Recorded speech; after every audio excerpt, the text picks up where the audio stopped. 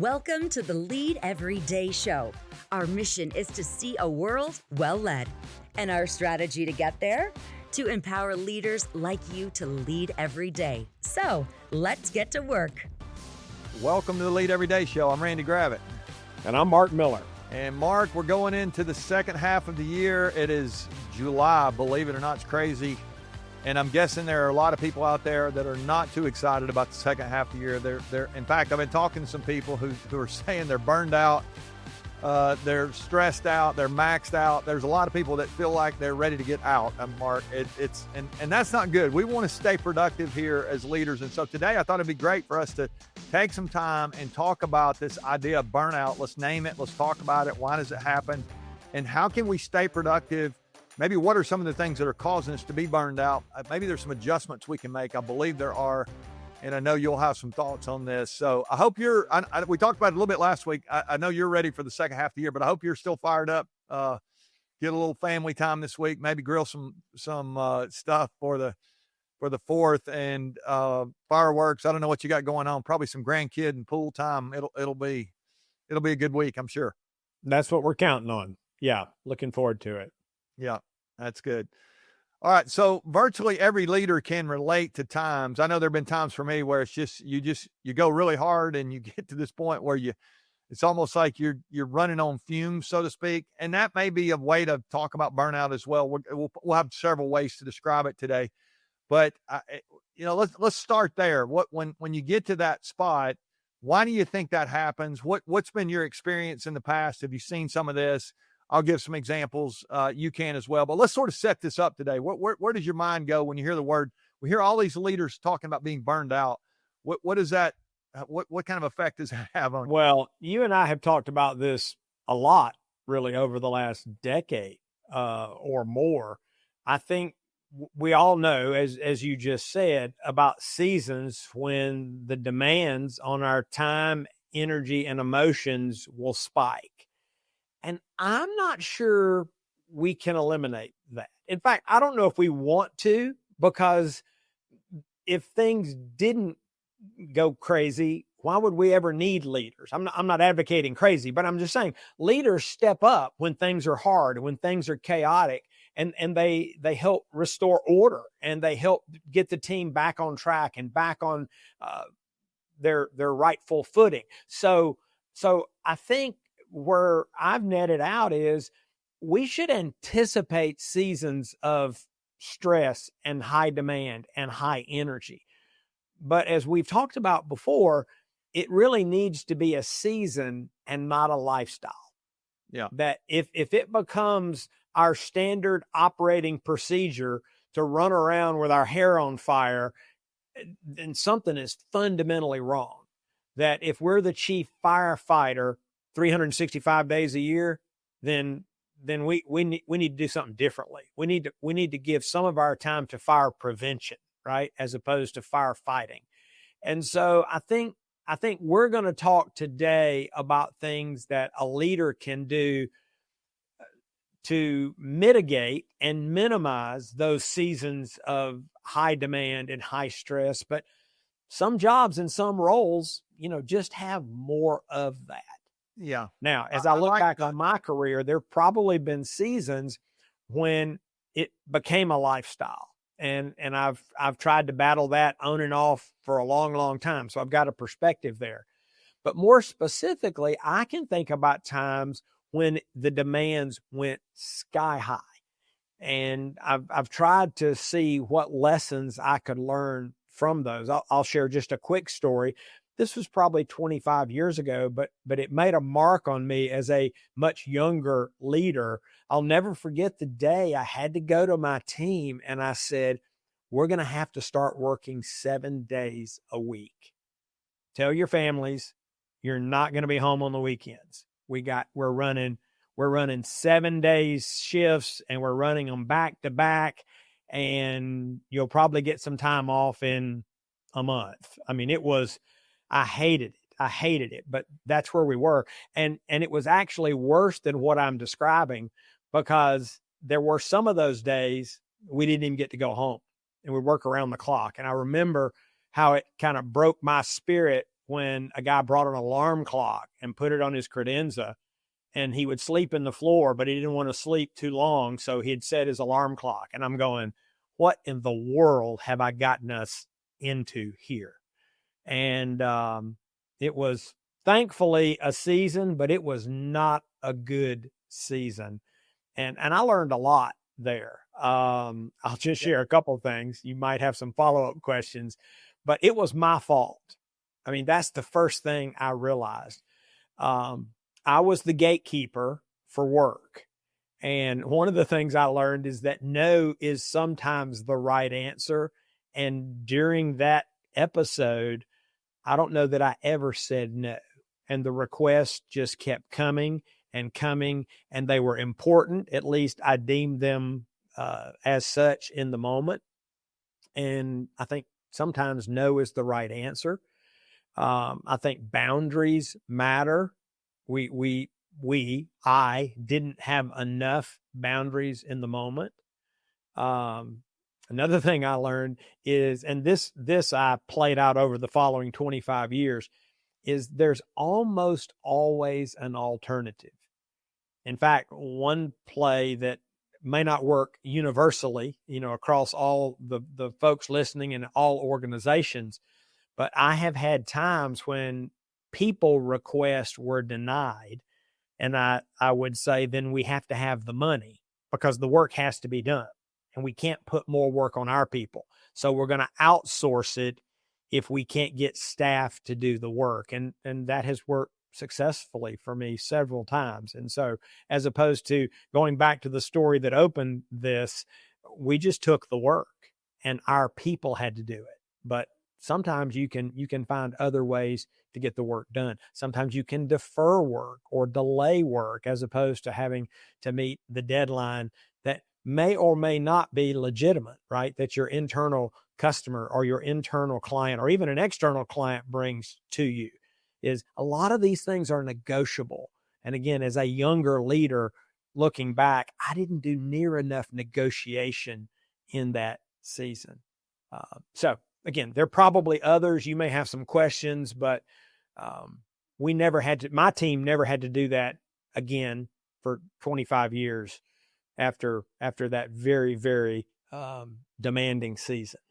Yeah, that's a brutal story there. I mean, that sounds pretty painful. Little season that you were in, but I'll say a couple of things there that you just triggered when you were talking. I've said before that if we're not careful, seasons become patterns. But I like your word lifestyle. Our seasons can become a lifestyle. It's basically this. I mean, I would mean the same thing when I say a season becomes a pattern. I think it's sometimes there are people who they're much more comfortable at work. I talk about leading, not just at work, but winning at home as well. And I think there are a lot of people who are comfortable at work, maybe because they're uncomfortable at home, or they just feel like they're achieving more if they're at work, getting stuff done. And I think that can be a dangerous thing and can ultimately lead to burnout. But I'll say, I probably should have said this earlier, and you sort of danced around it there. There are times where I bring it on myself. You talked about some of the stuff that you allowed to happen, but there's times, Mark, that these seasons come that are outside my control. And I'll give you an example from my world. I had a time where we decided we're going to start a second location. I was doing some work, and we were going to go to another location. And then in the midst of that, we decided we were going to build another facility for our main, location. And by the way, none of the current work stopped. You don't just stop the work and say, we're going to take, 18 months here and build another location. We'll get back with you when we're done. That's not the way that works. And so the load of that is just extraordinary when you're going through it. And I think some of the things that you pointed out there that you learned, I mean, this stuff comes in all shapes and sizes for anybody listening out there. And so some of the things I learned is one, and I've been big on this for a long time, but if you're going to start something or pick something up or launch something, I'll use that language. it takes massive amounts of energy to do that. And that energy's got to come from somewhere. And we all have a finite amount of energy. And so you're either going to have more people to put energy into it.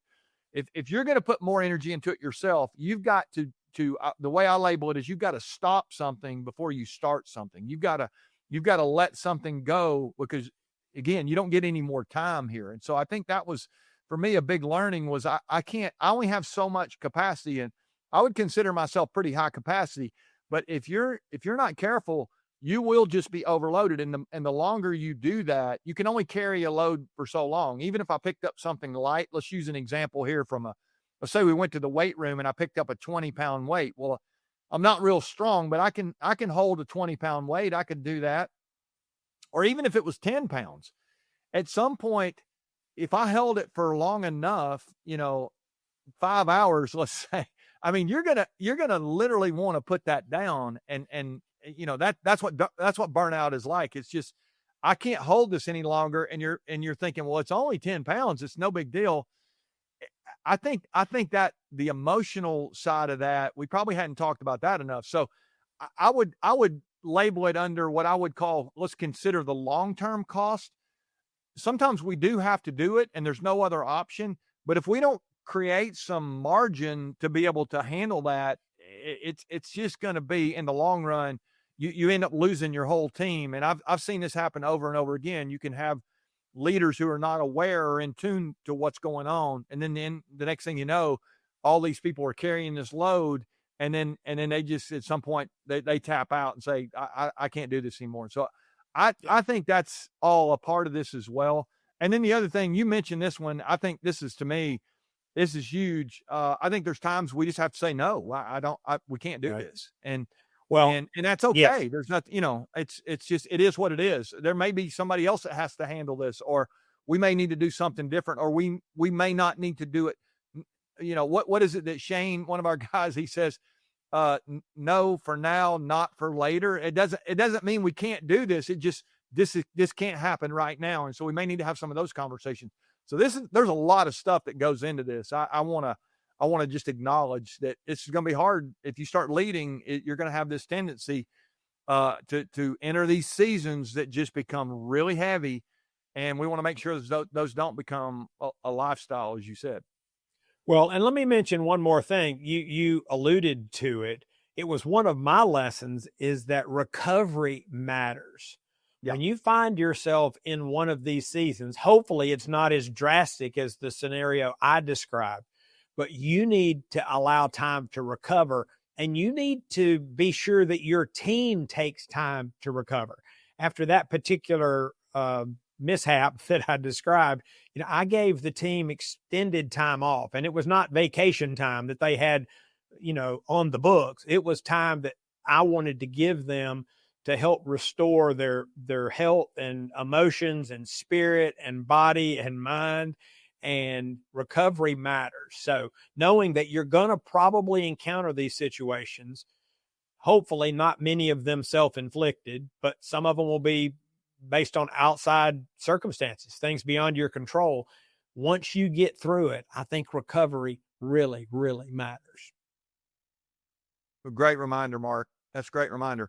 Okay, so one of the things I wanted us to talk about here, and as we discussed, was this idea of burnout. It's real, and we've talked about that, but how do we stay productive without burning out? Let's talk about productivity here for a second. This is, to me, this is a big deal, because we're paid to be productive. I mean, if we're in an organization, we're supposed to be productive.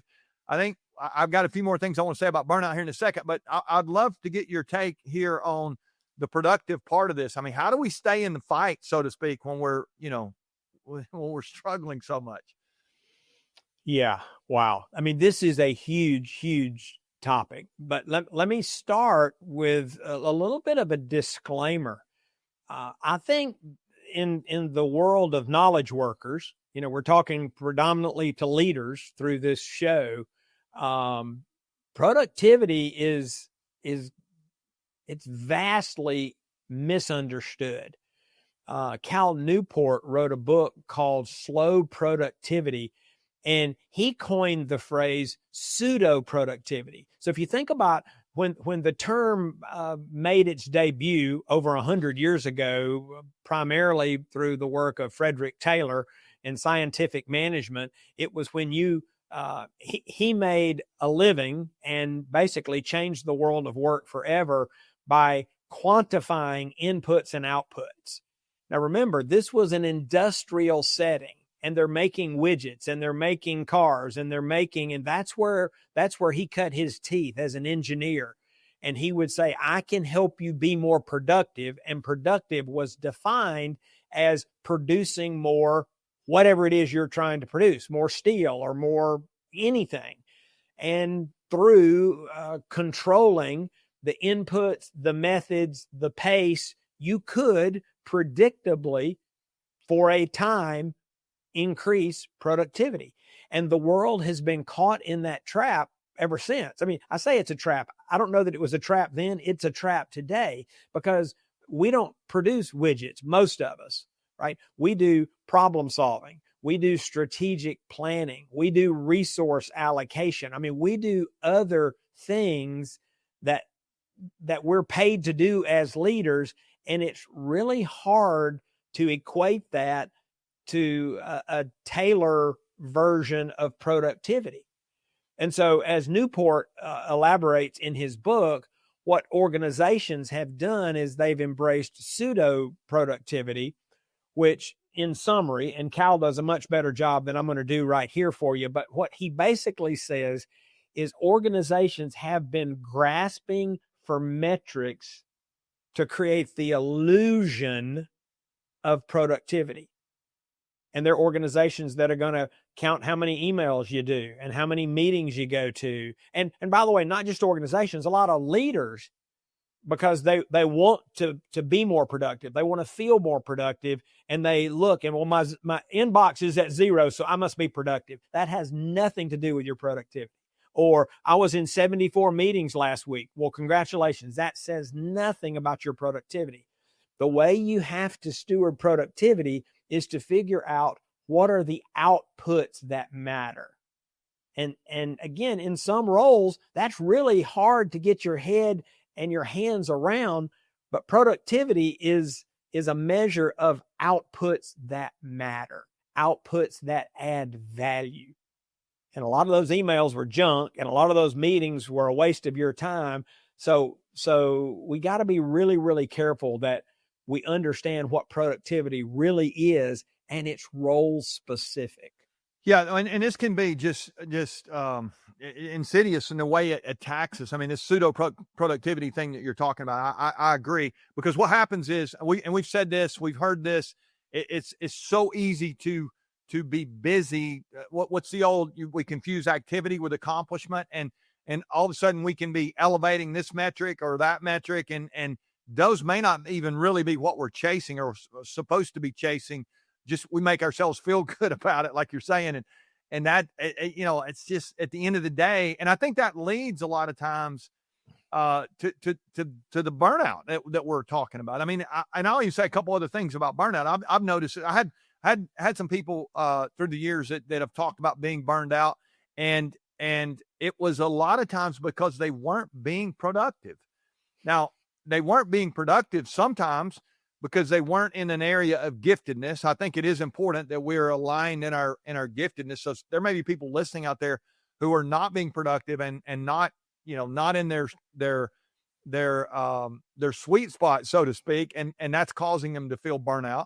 I think sometimes it's happened. I've noticed when people are not in their passion area, or they've lost passion for the work, they maybe disconnected from the vision. They're not really lined up on the values. I mean, all that stuff can lead to this burnout as well. But if it's almost like disengagement, Mark. If we're pulled back in any of those areas, we're going to struggle to stay leaned in, and burnout it's just right there. So this can be really hard. I mean, it is a huge deal. Let's see if we can't give people some tips here before we land this today. Like you got some thoughts, like what do we do if we find ourselves in that spot where we're just giving up or feel like giving up? Where do we start? Well, I think it's a two-pronged approach. So first, we need to be sure that we're not fueling burnout, defined broadly and loosely by all the things that we talked about a moment ago, right? That have established some boundaries, and that we're not saying yes to everything, and that, that we're planning appropriately. Sometimes we get in these frenetic situations because we didn't plan well or we didn't anticipate. So first, you got to be sure you're not throwing gas on your own fire. That'd be the first thing. And then as it relates to productivity, I think you've got to agree, and probably agree with your leader, if you're in an organizational context, on what does productivity look like in my role? And let's have a conversation here. And if they say it's how many emails you do or how many meetings you attend, you might not be in the right role or the right organization, because I can't imagine where that would be a true measure of productivity. But you need to agree on what are the key outputs that you need to focus on that would be an indication of how productive you are. I mean, I know if you're a salesman, you got to make a lot of calls, but you're not measured on calls. You're measured on what you sell, right? And if you have to make more calls, then you got to make more calls, but that's not because you value the calls themselves. It's because you're accountable for the outcome of sales. So I think it starts with a clear understanding. And if you're leading other people, I would say one of the next things I'd want to do is be sure that those you're leading aren't operating under a pseudo productivity mindset. I heard from a leader just recently who loved to work late in the evening, until one day he realized that nobody would leave the office until he left. And he finally said, "Why are you here?" And each one of them said, "Well, because you're still here."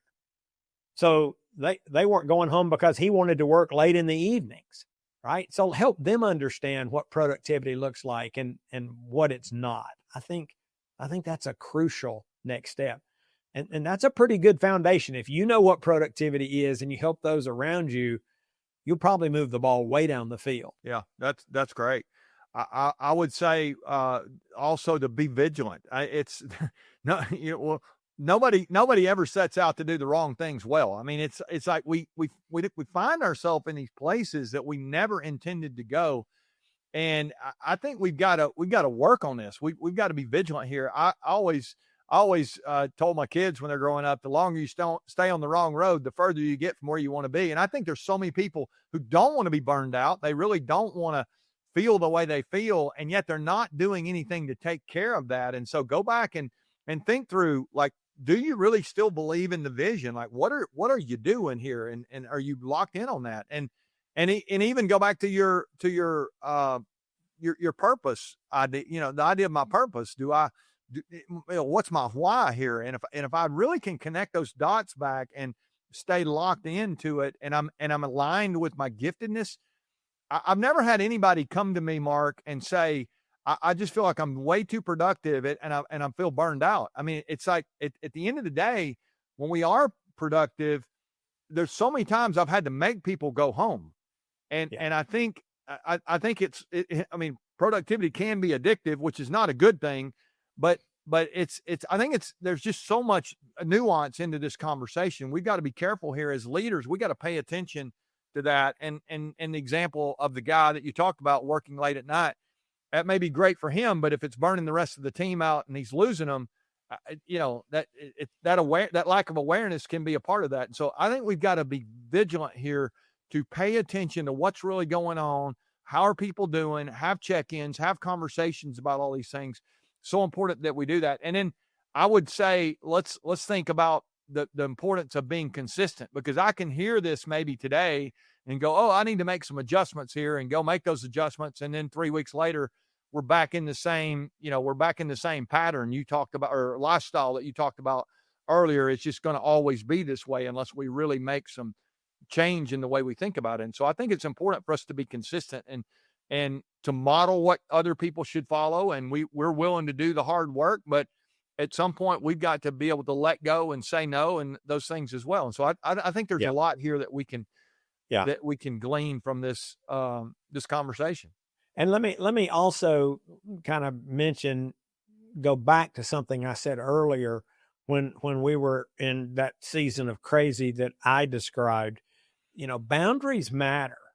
And I think as leaders, different folks may come in different places on this, but I think it's appropriate for us to set some boundaries for the people that work with us. I remember one time, a member of my team, we were looking at his calendars, like what's next month looking like for you? And I don't remember the exact number. I think he was going to be gone 26 of 30 days.